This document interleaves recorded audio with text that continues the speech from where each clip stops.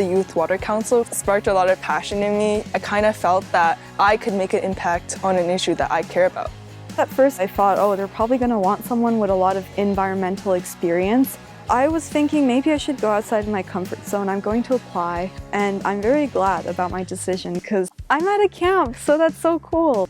It's just an amazing opportunity to get to know new people and learn more about how the environment works.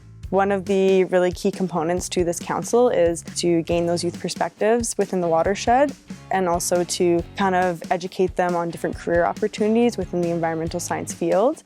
My favorite part about the camp was going to the lake and testing the water, in my opinion.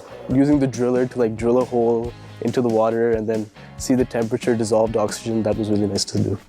If the objectives and the mission of the Youth Water Council are to give youth a voice and give them a platform, so we want to actually see what their perspective is and what they want to work on. 0.1 meters, and we're going to record the temperature. So with the innovative projects, they have basically around 3 months from the time that they choose their project to implement their very own environmental project of their choosing.